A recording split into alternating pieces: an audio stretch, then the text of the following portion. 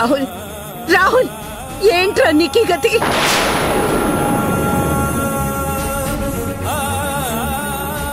అయ్యో రాహుల్ రాహుల్ అయ్యో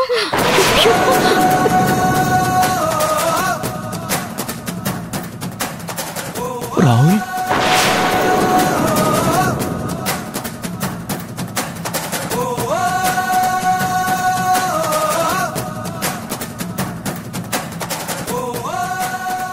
ఏమండి చూసారా నా కొడుకుని ఎలా చావగొడుతున్నారు? వాడి ఒళ్ళంతా కుళ్ళబొడి చేస్తున్నారు. వాడేం తప్పు చేశాడండి? ఎందుకు వాడిని ఇంత హింసిస్తున్నారు?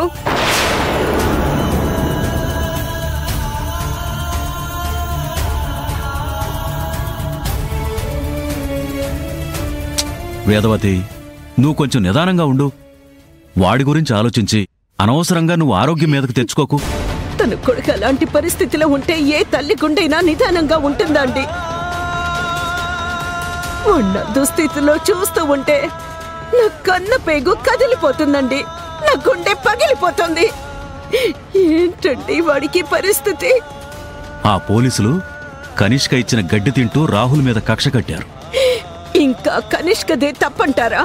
అభిదే తప్పు లేదంటారా? వేద, అసలు అభి ఏం చేసింది? ఏం చేసిందో మీకు తెలీదా? ఇప్పుడు అభి కారణంగానే వాడు అలాంటి పరిస్థితిలో ఉన్నాడు. అభి మూలంగానే కదా వాళ్ళ చేతుల్లో చావు దెబ్బలు తింటున్నాడు. చూడు, అభి మంచి పని చేయాలనుకుంది. తనకెలాంటి చెడు ఎదురవుతుందని తను మాత్రం ఊహిస్తుందా? చాలండి, చాలు.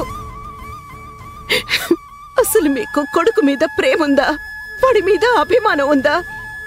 వాడికి ఇలాంటి పరిస్థితి వచ్చిందని ఏ మాత్రమైనా జాలుందా?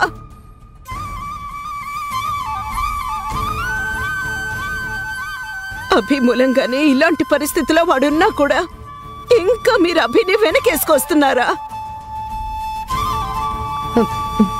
అవును మావయ్య గారు, కొంపని తగలబెట్టేసే నిప్పుని తీసుకొచ్చి జేబులో పెట్టుకుంటున్నారు మీరు.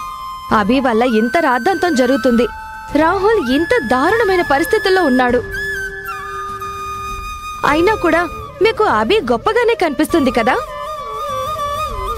పెద్దన్న, ఒక మనిషిని అభిమానించొచ్చు, ప్రేమించొచ్చు, తప్పులేదు.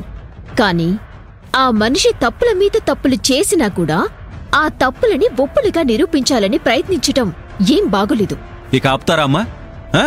రాహుల్ నాకు కొడుకే కదా, నా రక్తం పంచుకునే పుట్టాడు కదా.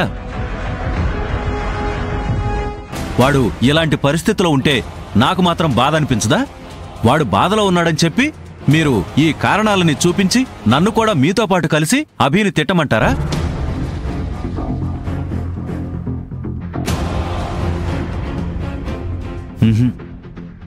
అమ్మా ఐరేంద్రి, మీరంతా అభి మీద అక్కస్తో మాట్లాడుతున్నారు. నేను ఆలోచించి మాట్లాడుతున్నాను. చూడు వేద, నువ్వు బాధపడకు. రాహుల్ని ఎలాగైనా సరే బయటికి తీసుకొద్దాం, సరేనా? అదృష్టవశాత్తు భవానీ మేడం నా బాధ విన్నారు. నాకు సహాయం చేస్తానన్నారు. భవానీ మేడం సహాయంతో రాహుల్ బాబును ఏదో విధంగా పోలీసుల నుండి విడిపించాలి. ఏ అభి ఆగు.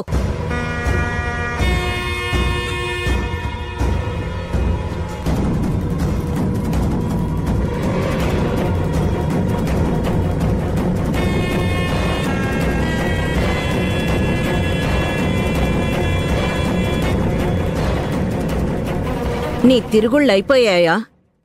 నీ షికార్లన్నీ అయిపోయాయా?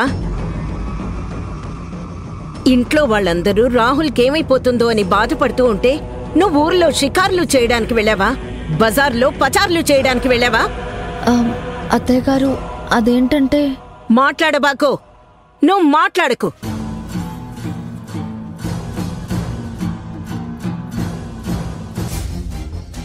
వెంటనే వెళ్ళి నా కొడుకుని పోలీస్ స్టేషన్ నుండి విడిపించుకొస్తావా లేదా? నేను ఆ పని మీదే ఉన్నాను అత్తయ్య గారు. నాకొక్క రోజు సమయం ఇవ్వండి. లేదు, ఒక్క రోజు కాదు కదా, ఒక్క గంట కూడా నీకు సమయం ఇచ్చేది లేదు. వెంటనే వెళ్ళి నా కొడుకుని విడిపించుకొని తీసుకురా.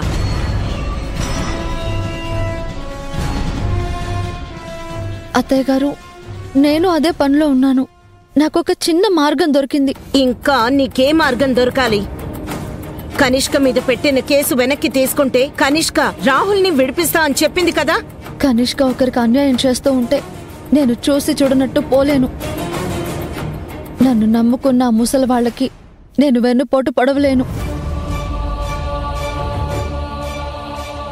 నా స్వార్థం కోసం ఆ కేసును వెనక్కి తీసుకోమని నేను చెప్పలేను.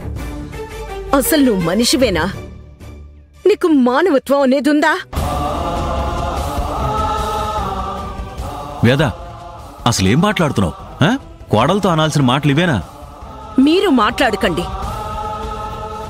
అభి ఏం చేసినా మీరు నెత్తినెక్కించుకొని కూర్చుంటున్నారు కాబట్టే ఇది తలకెక్కి తైతక్కలా ఆడుతోంది. మీరు మాట్లాడకండి.